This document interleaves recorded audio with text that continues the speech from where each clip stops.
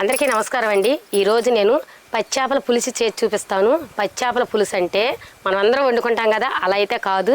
నేను చెప్పాను కదా, పాతకాలం నాటి స్టైల్లో నేను మీకు వంటలు పరిచయం చేస్తానని. ఇది కూడా వాటిల్లో ఒకటండి. అయితే మన ఇంట్లో ఉండే వాటితోనే తక్కువ సమయంలో తక్కువగా చేపల కూర ఎలా వండుకోవాలో మీకు నేను చూపిస్తాను. బ్యాచిలర్స్కి కానీ కొత్తగా పెళ్ళైన వాళ్ళకి కానీ నేర్చుకోవడానికి అతి సులువుగా ఉంటుంది. చాలా అంటే చాలా బాగుంటుంది. ఇప్పుడు లేట్ ఎందుకు, వంట మొదలు పెడదాం రండి. నేను 2 కేజీలు చేపలు తీసుకున్నానండి. వీటిని అక్కడే శుభ్రంగా చేయించుకొచ్చాను. ఇప్పుడు వీటిలో కొంచెం పసుపు కళ్ళుప్పు వేసుకొని కడుక్కుందాం.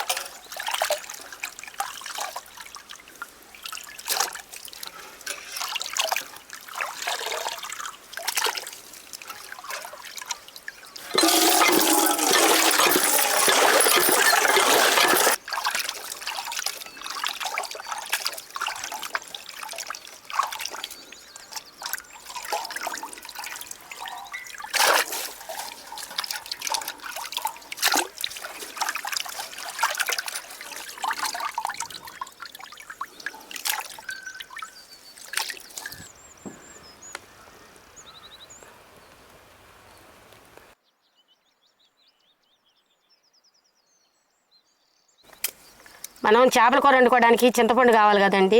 నేనైతే చింతకాయలు తీసుకొచ్చుకున్నాను. చింతకాయలు తెచ్చుకొని ఇదిగో పెక్కులు చూడండి ఈ విధంగా ఒలుచుకుంటున్నాను. ఇవి అయితే బాగా పులుపు ఉంటాయి, అందుకే తక్కువ తీసుకున్నాను నేను. మనకైతే నేను తీసుకున్న 2 కేజీలకి 100 గ్రాముల చింతపండు లోపల సరిపోయిద్ది మనకి. ఈ చింతపండు అయితే బాగా పులుపు ఉండిద్దని, ఫ్రెష్గా కూడా ఉందని చెప్పి నేను ఈ చింతపండుతో ఇప్పుడు చేపల పులుసు చేస్తున్నాను.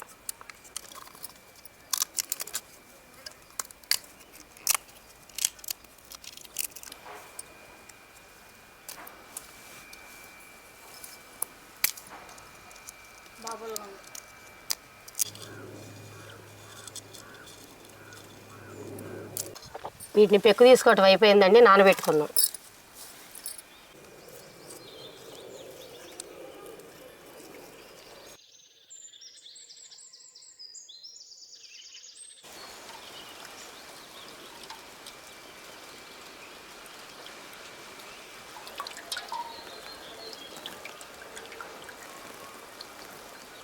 మన చేపల పులుసు కావాల్సినవి నేను కళ్ళుప్పు తీసుకున్నానండి తగినంత. కారం అనేది ఎక్కువగానే ఉండాలి. 1/2 చెంచా మిరియాల పొడి, 5 చెంచాలు అల్లం వెల్లుల్లి పేస్టు, కొత్తిమీర, 5 పెద్ద ఉల్లిపాయలు తీసుకున్నాను, ఇలా సన్నగా కోసుకున్నాను. 1 చెంచా పసుపు, 10 పచ్చిమిరపకాయలు, 5 రెమ్మల కరివేపాకు, 1 కొబ్బరి చిప్ప, 5 చెంచాలు గసగసాలు వేసి ఇలా పేస్ట్ లాగా నూరుకోవాలి. 10 చెంచాలు ఆయిల్. ఇప్పుడు పులుసు కలుపుకుందాం.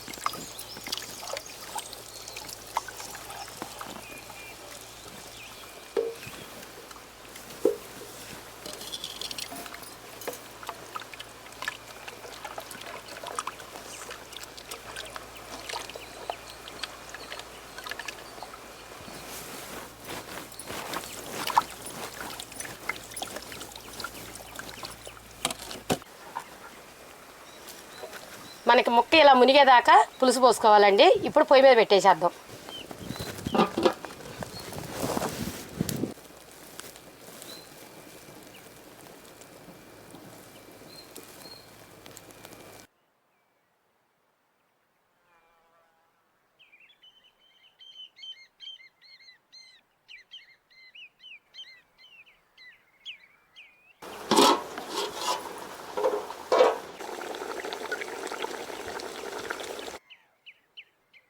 చేపల కూర ఉడికేటప్పుడు గెంటి పెట్టి తిప్పకూడదండి, దబ్రాని ఈ విధంగా కదిలించుకోవాలి.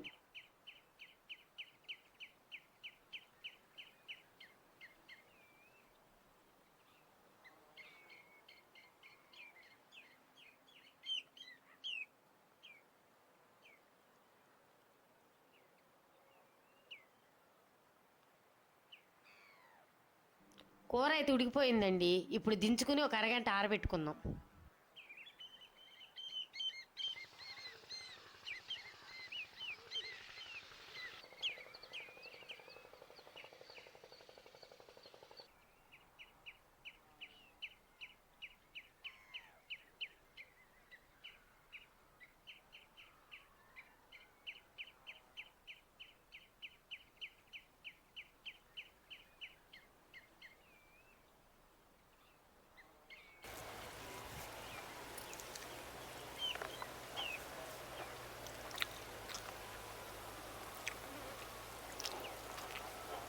చాలా అంటే చాలా బాగుందండి.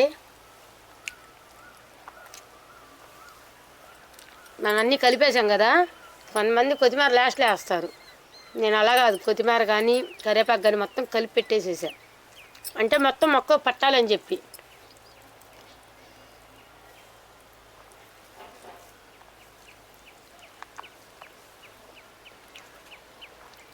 గసగసాలు కొబ్బరి అసలు ఈ రెండు కూడా వేస్తే మీరు సూపర్గా ఉంటుంది. ఒకసారి మీరు కూడా ట్రై చేయండి. ముక్క తింటుంటే అసలు చెప్పలేము, ఒక రకమైన ఫీలింగ్ వస్తుందన్నమాట.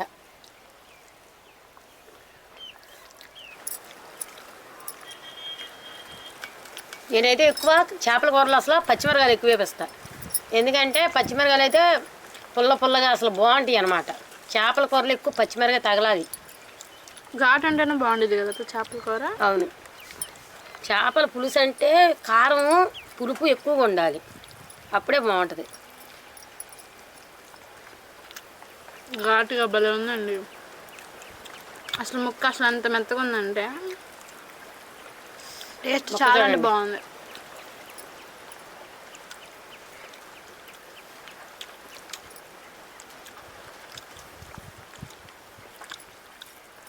బొచ్చులో ఎక్కువ ముళ్ళు ఉండదండి.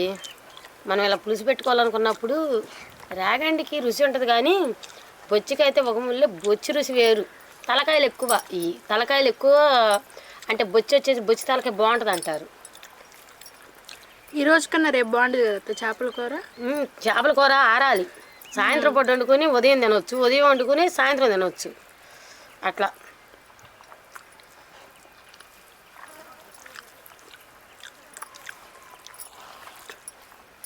మనం దగ్గర ఒక 30 గంట ఆరబెట్టాము.